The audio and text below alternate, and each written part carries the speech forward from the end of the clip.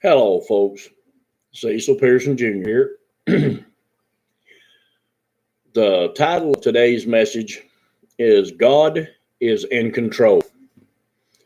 God is in control. When we get a few more people in, we'll get started with it. Hello, music, Patrick, N&W, Tap Out. Good to see you all in here. Hey, Sonia, Beams, Brian, Kim. Good to see y'all. I trust everybody's having a blessed day today. As as the title suggests, the message today is God is in control. But what's he in control of? We're going to find out here. We're going to go ahead and get started. We got about 30 people in here, and we'll go ahead and kick it off and get started and see what we can do. I do pray that everybody's having a very blessed day today, and nobody's having any problems or any issues.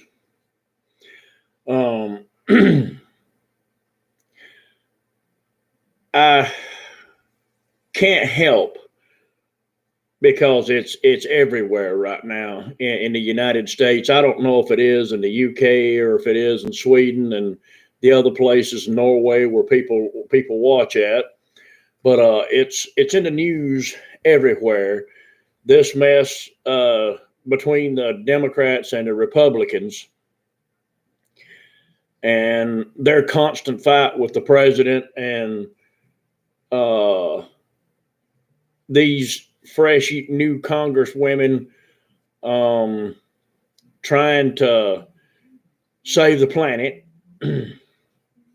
And the thing that I'm gonna put on my different hat this morning. I'm not going to be just a minister. I'm also going to be a geologist to help you guys out and to make you help you understand some things in case these global alarmists are making you nervous. I want you to understand some things. And I do have a degree in geology, folks. So, I mean, I'm a very eclectic person. I worked in medicine for 32 years, worked in firefighting for about the same amount of time. But after I retired from all that, I wanted to study the planet. So I got a degree in geology. Now, I don't know if you folks know what solar heightened state is, but a solar heightened state is where the sun is at its maximum, its absolute maximum. That's when it's putting off as much heat as it possibly can. That's when you have a lot of solar storms, and most of the dark spots on the sun are very bright. And I realize that's an oxymoron, but still, you'll understand it in a minute. Now, by 2023, the people who study the sun say that the sun will be going into what is known as solar hibernation for about 25 to 40 years. Somewhere's around there. They don't know the exact length of the hibernation period. When the hibernation period starts, the core temperature of the earth is going to drop. It's going to get colder. Okay. Right now, everything is hot and heated up. And when the temperature drop, when it goes into hibernation, it's going to drop and it's going to get colder. Now, I don't care what anybody does to stop global warming. It's the sun. That's what it is. It's the sun.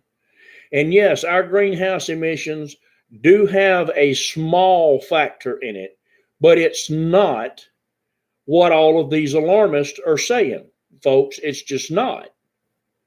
And to think otherwise is taking control of what's going on this planet out of the hands of God And you can't. You can't take what's going on out of the control of God. He knows what he's doing. He made this planet and he's in control of this planet. He is the supreme being. He is the one that can restart an ice age, reform the glaciers, rebuild the Arctic shelf. Notice today that they said that there was a 320 million ton iceberg just broke off the Arctic shelf or Antarctic shelf, whichever one it is.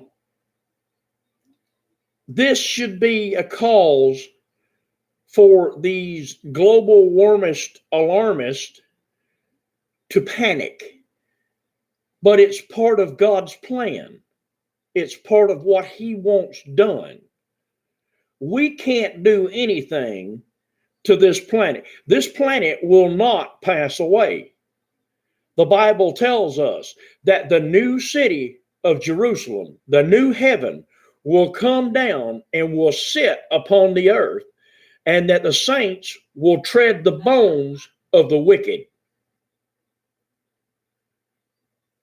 Now, that's about as plain as it can be put. God is his city is going to come down and it's going to sit on the earth, and the saints will tread the bones of the wicked.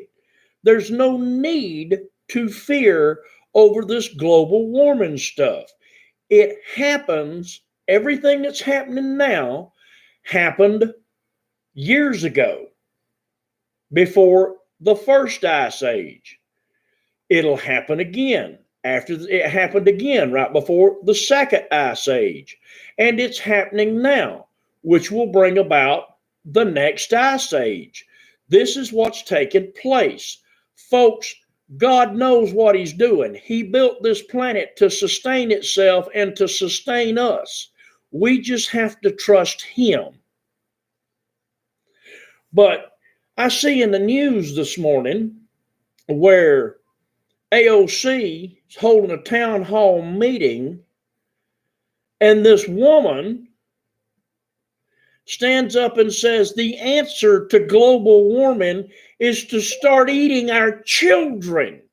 We have to eat the babies, she says. We can't have any more babies. We have to eat the babies. She's wearing a t-shirt, Save the Planet, Eat Your Child. Now, folks, I know this seems like a joke to you, but you need to understand this is the extremes that some of these people are going to, because they are so afraid because of little girls like that Greta that got up down there in the UN and made her little speech about global warming. How can you do this? How dare you? Guess what? We didn't. We, human beings, don't control the weather. The Father God in heaven controls the weather. He decided yesterday it was going to be 90 degrees and I was going to sweat to death while trying to go pay bills. This morning, I get a call that we got to go pick up John. Hey, thank you, Felicia. I appreciate that. We got to go pick up my grandson, John, because he's sick at school. He got a little stomach bug going around, and we got to go pick him up because he's throwing up. I put on, shorts and a t-shirt like I do every morning, stepped out on the porch, and it was only in the 70s. It was very cool compared to what we had just yesterday. Now, folks, I didn't make that happen. You didn't make that happen. No human being made that happen. God made that happen. God is in control of the weather.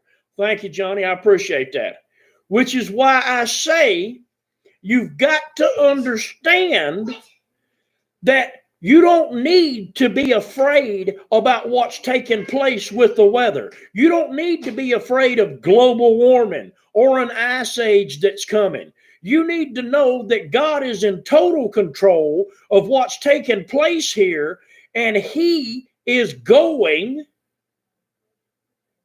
to do what's best for His believers and those who don't. See, that's the wonderful thing about God that the non-believers don't get. When He blesses the believers with a good day of weather, nice breeze, that same wind, that same nice cool breeze blows over the non-believer just like it does the believer. He does what's best for everybody here. Not just those who accept Him, even those who don't. Thank you, Nathan. I really appreciate that, brother. God bless you. Well, folks, you've got to understand fear is not faith. And that really should have been the title of the message today instead of God's in control of everything, because, well, we know God's in control, but fear is not faith. You are so afraid because you're not exercising your faith. Now, folks, I'm going to go and I'm going to touch on something that some folks might get mad about. And if they do, I'm sorry. But I just speak the truth.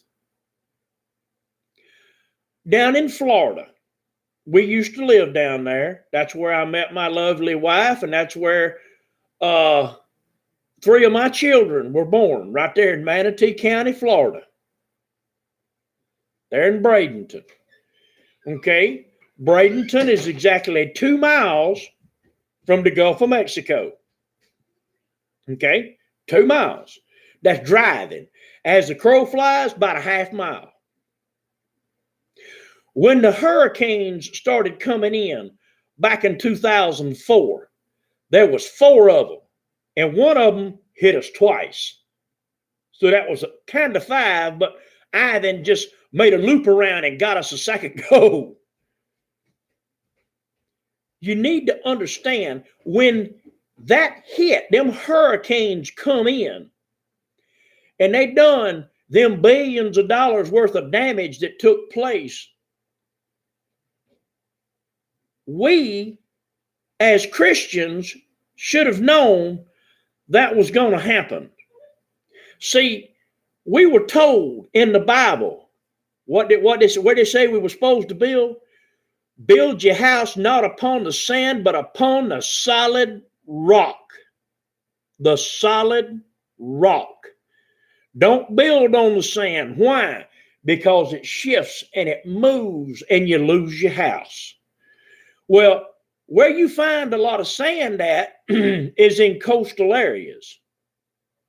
Okay? And in those coastal areas, you get things like hurricanes. Now, when a hurricane comes in and it slams into the beach like it did down in Andrew, back in the 90s when Andrew come in and it wiped out Holmes Bend. Folks, not Holmes Bend, Holmes Beach. Folks, they rebuilt in the same place. When Hurricane Katrina come in and it devastated New Orleans, because New Orleans is in a fishbowl. It's surrounded by levees to protect it from the ocean. Now, you got folks that didn't go back. They were relocated and they were like, no, I ain't going back there. This is going to happen again. And it will happen again. But when the hurricane comes in and it tears everything up, only a foolish man would rebuild that area and put people back in it to put their lives at risk again. God is showing you, don't build here. Don't try to live here. It's a good place to go visit, to go look at, to go play in the water, but don't try to build here. Because only a foolish person would say, I'm going to build a house, even though I know there's about a 95% chance it's going to get blown all to pieces when the next hurricane comes in. It's common sense, folks. God gave us sense not to put ourselves in harm's way. Now, you got all these folks in here, there's 67 people in here. I would be willing to say at least 66 of them would, if they was to stick their hand into a fire and it started to burn, they would move it. And then they wouldn't put their arm or their hand back into the fire because it burned them. Because it burned them. Okay, if you can learn a lesson from burning your hand over a candle or in a fire, then why can't you learn a lesson not to build your house on the sand, because God's going to knock it down again? And he's not aiming for you specifically. He's just doing his business. You happen to get in his way. Do you understand that? I'm not trying to be ugly, and I'm not trying to be mean, and I'm not trying to be mean-spirited. I'm just simply saying, if I know that the creek over here close to where I live at floods, I'm not going to build a house on the banks of that creek because it's going to get tore up. It's common sense. Common sense says don't build where you're going to get tore up. Now, that's not just common sense. You've got people to tell you that's a floodplain. If you're going to build a house there, you got to have special insurance or we ain't going to give you a permit to build there. Because, well, you've got to be able to do and take care of and insure your property. So when building in a floodplain, the banks require that you have flood insurance. Instead of saying, we're not going to loan you the money to build in a floodplain, find someplace else and we'll give you the money for it. They say, well, you got to have special insurance. Folks, you don't need the insurance if you use the common sense that God gave you and don't build where it's going to be underwater. Because we ain't got gills. We can't breathe underwater. That's a common sense thing. But God is in control of every hurricane, of every tornado, of every dust storm, windstorm, of every hailstorm. God's in control of it, and he's got a reason for it. What we have to be willing to do is exercise the power of the Holy Ghost. If it starts getting too close to us, step out on our porch and say, be still. And know that the wind is going to obey our command because Jesus said it would. Remember that, guys? Remember that? Remember everything that Jesus did. Everything. He walked on water. He healed the sick. He cleansed the lepers. He healed the lame. He caused the blinded eye to see. He caused the deafened ears to hear. He raised the dead. He controlled the weather. All these things that Jesus did. Now, Jesus tells us, All these things that I do, so shall you do, because I go to the Father. Even greater things shall you do. All these things that I do, so shall you do. Even greater things shall you do, because I go to the Father. You understand that? That means everything that God, that Jesus did, God on foot did, you can do with the power of the Holy Ghost, including step out on your porch, speak to a storm and tell it, be still, peace, be still. And know in your heart of hearts and in your faith that the wind is going to stop blowing, the rain is going to stop falling, the tornado is going to stop spinning, the hurricane is going to move back out to sea if we speak it. Because Jesus goes to the Father. All these things that he did, we can do because he goes to the Father. Now that is amazing. But it also means that we've got to talk to God through Jesus because God is in control.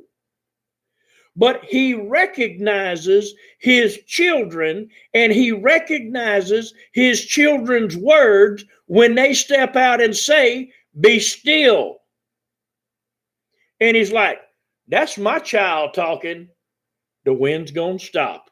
He's done invoked the name of my son, and the wind has to stop because Jesus promised them. And God is faithful to his word. He's faithful to it. But it don't matter where you go. It don't matter what you do. What it does matter is when you go to the grocery store. I was at Kroger yesterday. Oh, that's a different story. Trying to get my medicine. My insurance company done got me in a donut hole, so they say. Only thing I know about donut holes is they the center of something that's real tasty and got glaze on it. You eat it and you get fat like I am. That's all I know about a donut hole.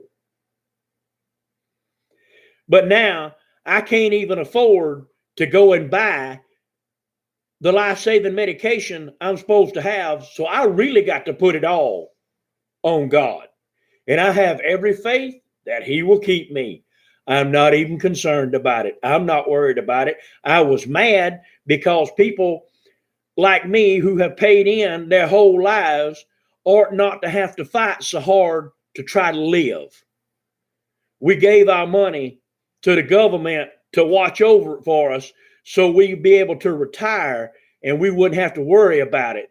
And now the people that are on the Social Security and people who are on disability and people who are on railroad retirement, they all having to scrap and scrape and fight and tug and pull just to be able to afford a pack of hot dogs because Congress has done robbed us blind and used our money to fill their pockets. But that's not the thing I'm talking about. I just thought I'd mention that. But anyways, I was at the Kroger, and this is what I heard. Soldier of God, if you spam for your channel one more time, I'm going to put you in timeout and you won't be able to speak. Now stop that.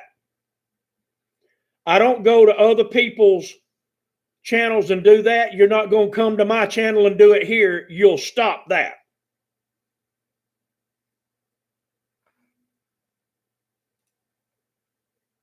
Now I mean it. Do it again. You're gone. That's distracting to people trying to listen and people trying to communicate about the message. Now, at the Kroger, there was one common, and it don't matter if you're at the Kroger, if you're at the Walmart, if you're at the buy low, it don't matter where you're at. There's one common thing that everybody talks about, and that's the weather. Boy, it sure is hot today. Oh, I'll be glad when it cools off. Then 3 days from now,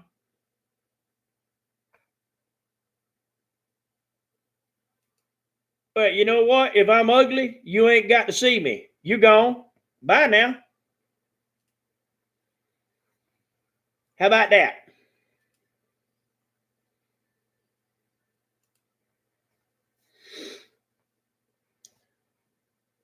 But everybody, 3 days later, after everybody saying, oh, it's so hot, the weather gets cool all of a sudden, requires a jacket, a little light fire at night.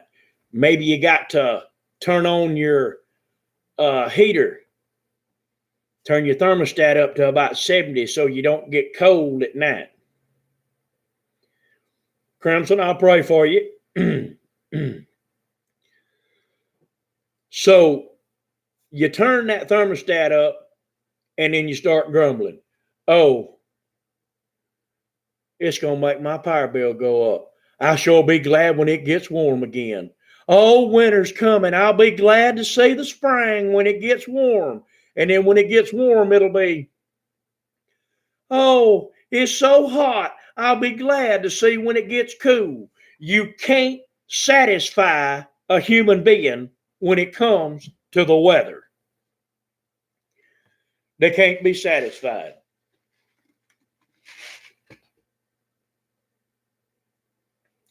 You want to know why?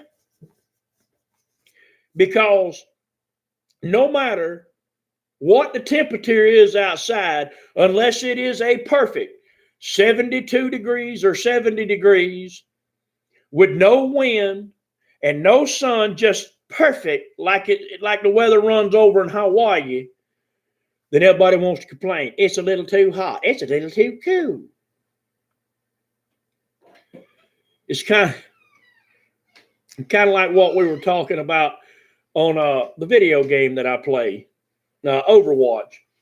We were chatting in there, and people were complaining about where they live. Oh, I live in Brazil. It's bad here. I live in Costa Rica. It's bad here. I live in Washington State. It's bad here. I live in Kentucky. It's fine here. Want to know why it's fine here? Because the Bible tells me I'm supposed to be content in whatsoever state that I'm in. It's fine here. But most everybody wants to be somewhere else. Stephen Adkins right there. He's from Charlotte, North Carolina. Whoo, I love me some North Carolina boys. They got some good mountains over there. Man, I love the mountains. But you know what? I lived in Hayesville, North Carolina.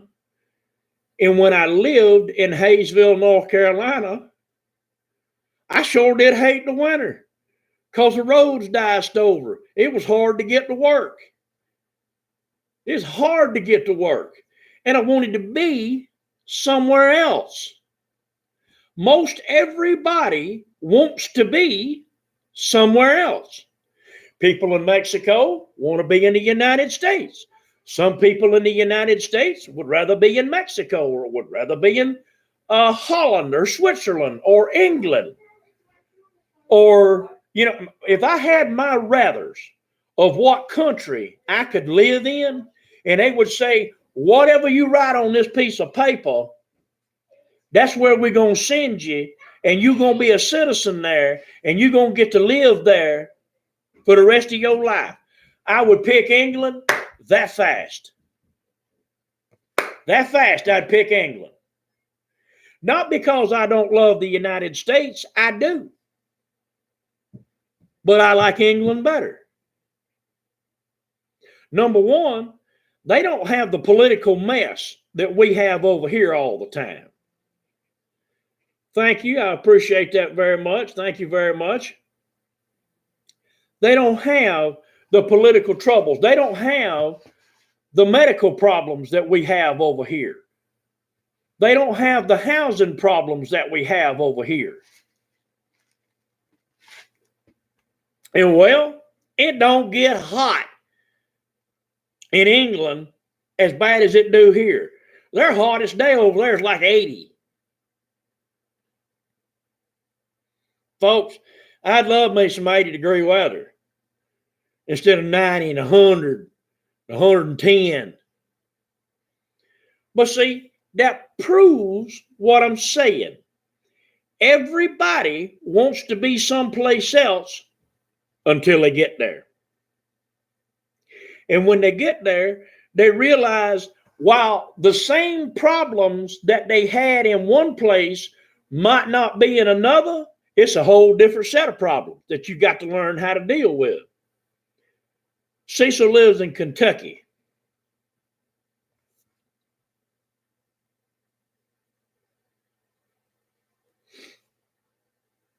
Mr. White, I got some real good friends that live over there in Walsall, England, and up around Birmingham, and got some good friends there in London. But it doesn't matter if I live in the United States where it's hot, or I go to England. Because when I go to England, what am I going to run into? It's wet. It's always wet. It's foggy or it's raining about 80% of the time, so my buddy Phil and Donna tell me. Hey, Shane, good to have you in, brother. So while it's hot where I'm at now, it'll be wet where I'm at if I move to England. Okay? So I won't have the heat, but I'll have a different thing that I have to deal with. The rain and the dreary weather and the gray clouds instead of a pretty blue sky all the time. Every place has its own unique set of problems. You just ain't seen them yet while you wanting to go there. So it doesn't matter where you want to go or when you get there, you're not going to be satisfied when you get there. There's going to be something wrong with it. You know, my granddaddy used to say, you know, the grass on the other side of the fence is always greener till you jump the fence and then you realize that grass ain't grass, it's chokeweed.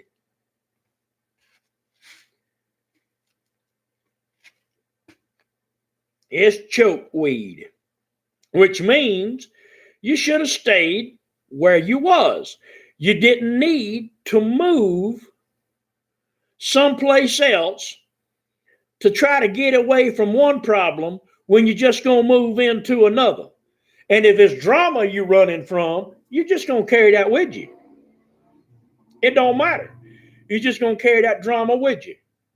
It's going to move right along there with you. There it is. How'd you get away from it? You didn't. And this is what happens, folks.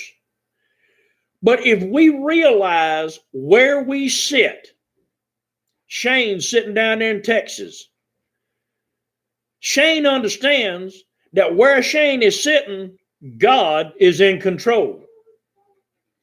Asher in Norway, he understands God is in control. The person from Charlotte, North Carolina understands God is in control. It doesn't matter where you go, God is in control. He's going to be in control if it's in Switzerland, if it's in England, if it's in Texas, if it's in Kathmandu, if it's in the Mojave Desert, if it's in India, if it's in Pakistan. It don't matter where you go, there God is, and He is in control. The weather's going to be what He wants it to be in that area. The drama's going to be what He allows it to be in that area. And your faith ain't going to be any different in Knifley, Kentucky, as it is in Collins, Georgia. You're going to have the same faith. The only way your faith is going to get stronger is if you realize God is in control and you start trusting him. But when you're having fear, like the person said at the beginning of all this when we were talking about the global warming, if you're having fear, you're not having faith. Understand that. If you're having fear, you're not having faith. You know, if the water rises out here to 10 feet in my front yard, I'll walk on the water to get to dry land, because that's what God said I could, that's what Jesus said I could do. He said I could walk on the water because he walked on the water. And if I have to walk on water to get to dry land, you better know my faith is strong enough. I'll step out and my shoes will be dry when I hit dry land. Not even a sock will be wet. Because that is the faith that I have in God. He will take care of me no matter where I am or what I'm doing. As long as I serve him and I put him first in my life, he's going to take care of me. And he'll do the same for you if you do the same for him.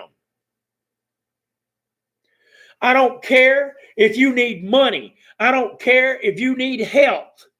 I don't care if you need a new truck, if you need a new house, you need a new boat, you need a new shoe, you need a new haircut, new clothes, whatever. If you really need it, God will make a way for you to have it if you trust in him.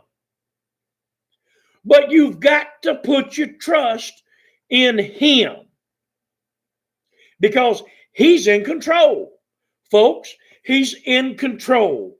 And when you understand as a human being, the only thing you control is your mouth and what you put in it and what you allow come out of it. Because really and truthfully, that's all you're in control of. You can't control your blinking. At some point, the body's going to say, it's got to happen. Bap, you're going to blink. You're not in control of your heartbeat. It beats whether you want it to or not. You're not in control of your breathing. It does it whether you hold your breath or not.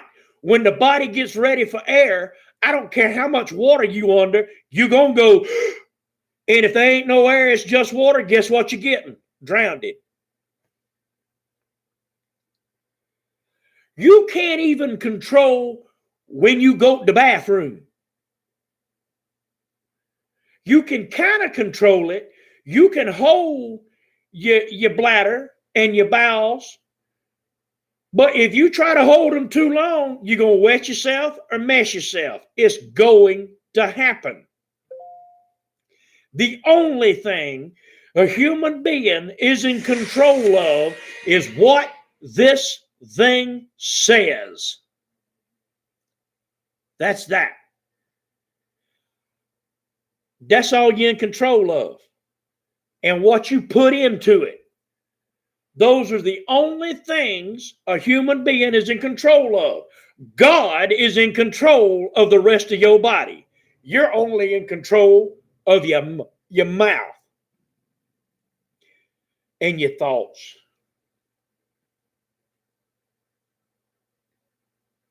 Now, can anybody disagree with what I just said? Hey, Gail.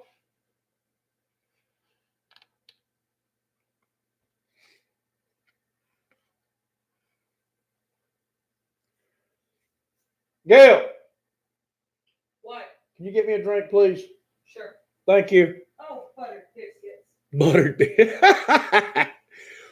Folks, I picked her up some cloth yesterday, and she's trying to put together a quilt that we're going to be selling. And but she's trying to put herself put a quilt together. And I picked up the materials, and we're gonna try to sell that once she gets done with it. And she's in there messing with that now. But folks, I want you to understand something. You're not in control of the weather. You're not in control of the evil. You're not in control of other people. You're not in control of anything but your own mouth and your own thoughts. That's all you're in control of. God's in control of everything else. I'm sitting in a house right now. It's not the best house in the world. I need new flooring in the kitchen and in the bathroom and in the dining room where it's trying to break apart. I do. I need new flooring. But you know what? I got a floor and I got a roof and I got walls. If God says today, Cecil, you don't need that house, I'm going to take that house away from you. I'm going to send a tornado and wipe your foundation clean. I'm going to wipe it off the earth. Guess what happens? I find someplace else to live because that's what God decided to do. I'm not in control of whether this house stands or whether it don't. God's in control of that. But I trust him. I trust him. We lost a house to fire down in Bradenton, Florida. It burnt down, almost got me with it. The fire was so hot that when the firefighter opened up the front door, it melted his helmet. God was in control of that.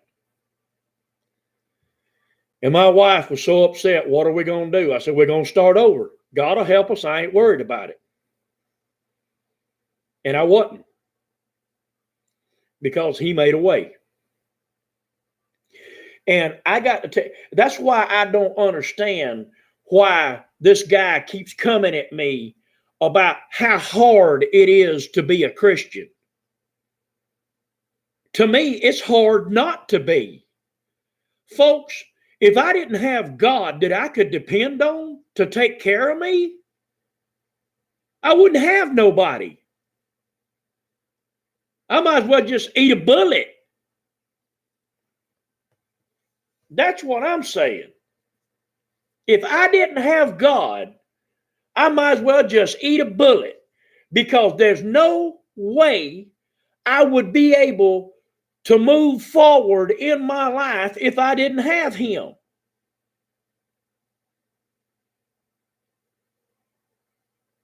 I just couldn't. People say it's so hard to be a Christian. How?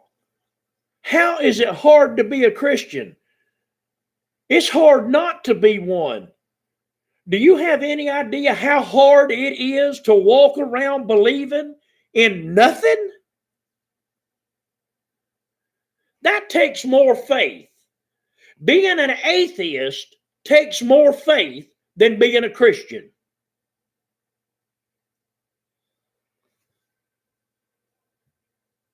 But folk, this guy's coming at me. Oh, it's hard to be a Christian. No, it's not. It's not hard to be a Christian. You put God first. You consult him in all that you do. And you live to serve him. That's not hard. Folks, that's an honor, a privilege, and a pleasure. It's a pleasure for me to serve God and for me to believe that he's going to take care of me and know that he's going to be there with me through my good times and my bad.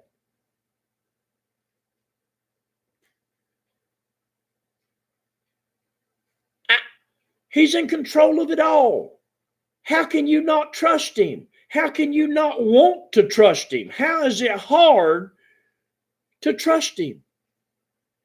I don't get it. I don't understand it.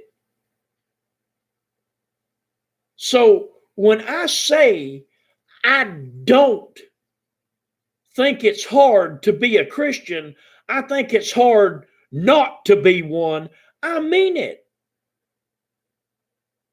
God's in control of everything. But how can we not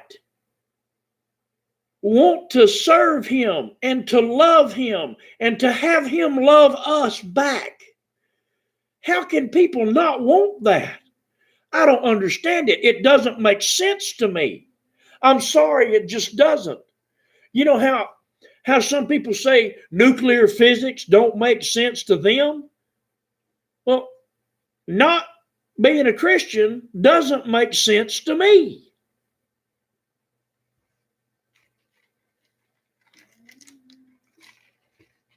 You know, there's a song, and it's an old hymn, and it's, where could I go? Oh, where could I go? Seeking a refuge for my soul, needing a friend to save me in the end. Would you tell me now, where could I go but to the Lord? Folks, I don't understand where you go. If I didn't have God in my life, I wouldn't know where to go. I wouldn't know how to be. I wouldn't know how to be me. So I'm sorry when I say I don't understand why it's so hard to be a Christian. He's in control of everything. So why is it hard to trust him and to allow him to be there for you? He's in control of it all. So it's really not that difficult. And with that, I'm going to go to questions now.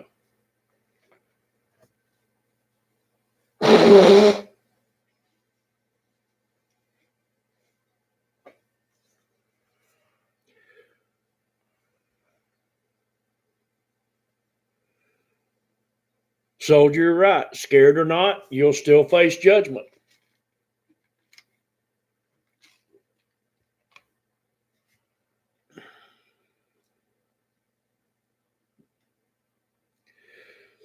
Chase, we don't know.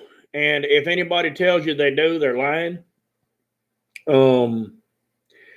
It is that this is the way I preach, it's the way I teach, and this is what I pass on to folks.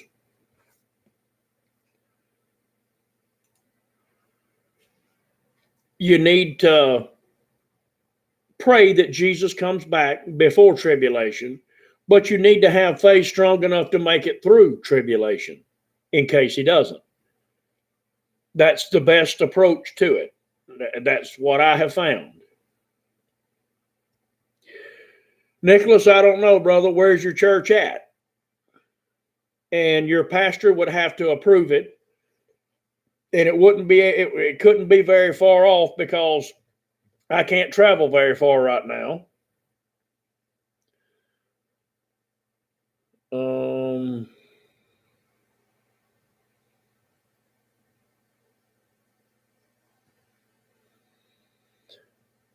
Maximus, I will be praying for your YouTube channel.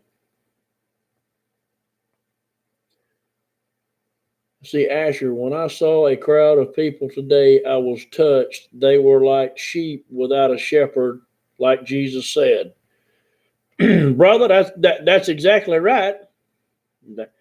That's exactly right. No, I can't come to Australia right now. I don't even have a passport. But I'm hoping to get one.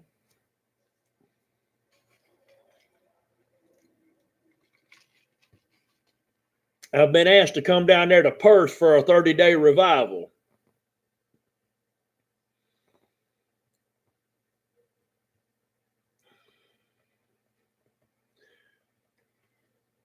What do I think of Catholics? Nothing. I don't hammer different religions, different denominations. I'm a non-denominational minister. I belong to a non-denominational church in Lyons, Georgia. I,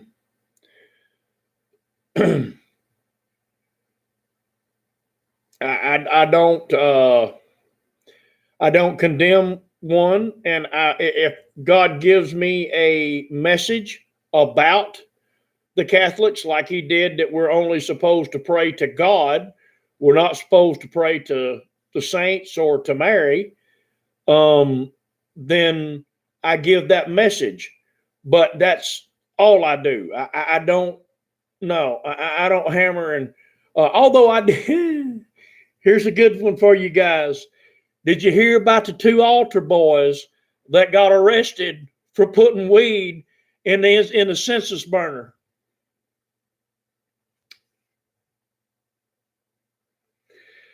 The priest was walking around spreading the smoke, getting the congregation high.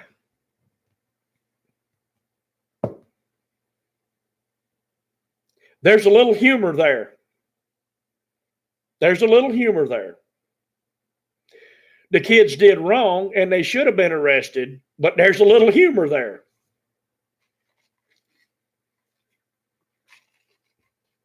There's a police officer guy. He's a comedian, and he's Catholic.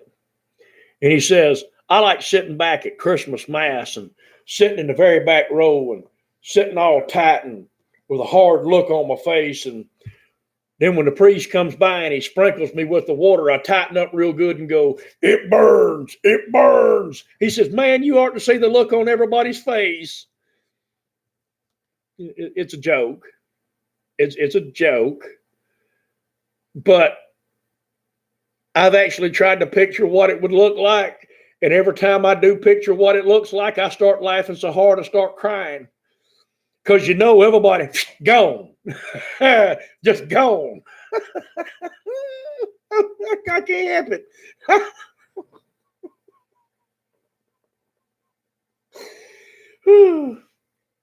Oh, wow. My goodness. Let's see. Crimson Wolf says, what was the name of that song? Where could I go but to the Lord? And how do I personally resist temptations? Don't pay no attention to them. Seriously, don't pay no attention to them.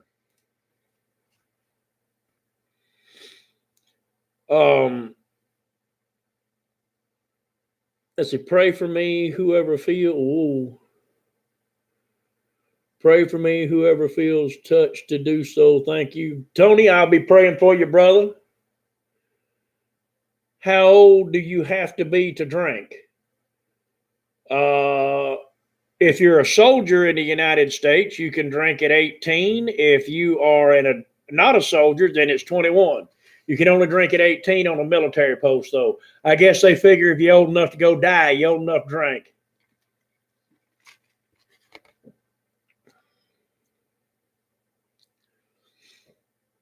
Let's see.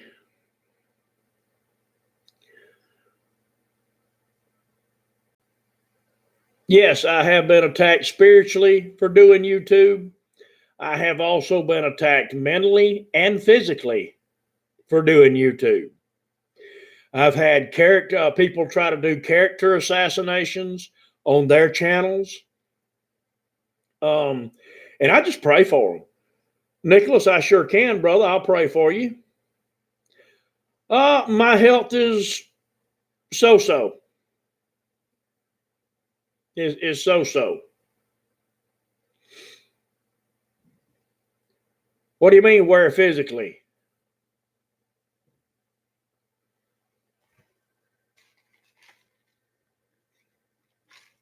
Soldier, I appreciate it, but that's not why I'm here.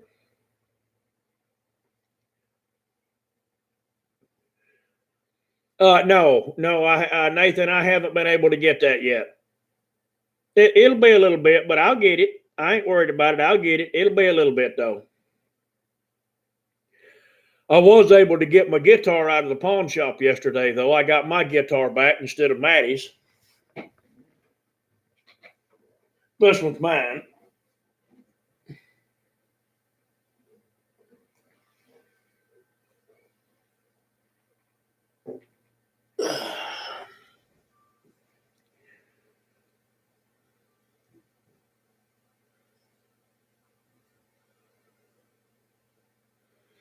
Do you have to be baptized?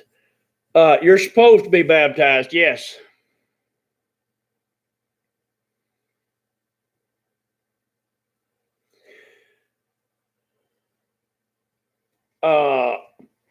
Right now, Augie's doing pretty good.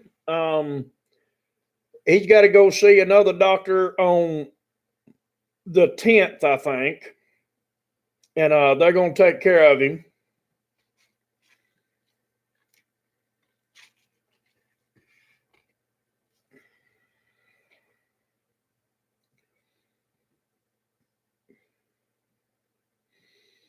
If you were baptized when you were a baby, then you were baptized when you were a baby. You ain't got to be baptized again.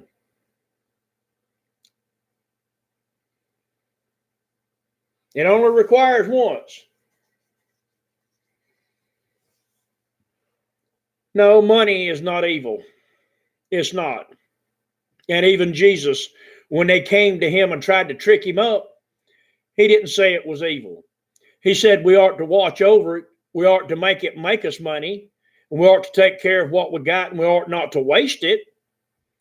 But he didn't say it was evil. But what happens is, and the reason it's easier for a camel to pass through the eye of a needle than it is a rich man to make it into heaven, is when it tends like people like Warren Buffett and the fella that owns Facebook and all them politicians that's rich. See, they worry more about their money than they do about what God says. And when you put money before God, then it's sinful. Then it becomes evil. But not because the money in and of itself is evil, it's because you made it that way. Let's see. Do you think the current Pope is evil? I don't know if he's evil. I don't know the condition of the man's soul. It's not my place to judge. Remember, Matthew chapter 7, judge not lest ye be judged. By the same manner that thou hast judged, cast not the mote from thine brother's eye till thou pluckest the beam from thine own. I don't judge anybody else. I'm too busy trying to pull the beam out of my own eye.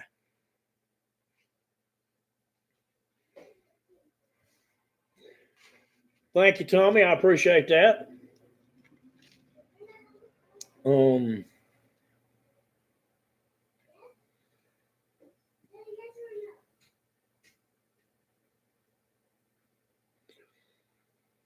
What's being baptized like? You getting laid down in water and stood back up. It's like getting wet.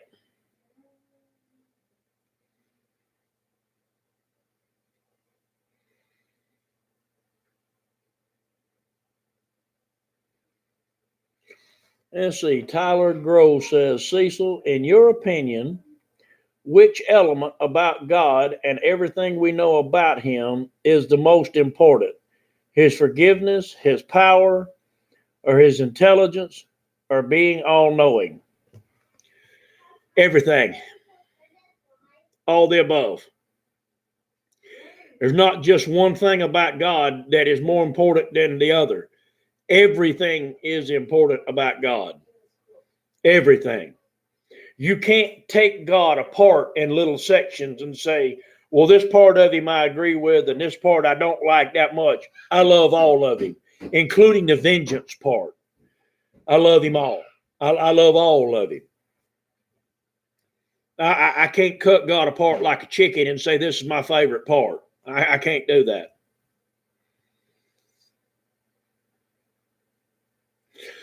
And folks, we are coming up on an hour. I thank you guys. Let's see, Cecil, will you pray for my girlfriend? She has COPD. I sure will. I live with that, and I will most certainly pray for her. It is awful to feel like you're having trouble breathing or always breathing through a straw. Now, folks, I love you. Not nearly as much as God, but I love you.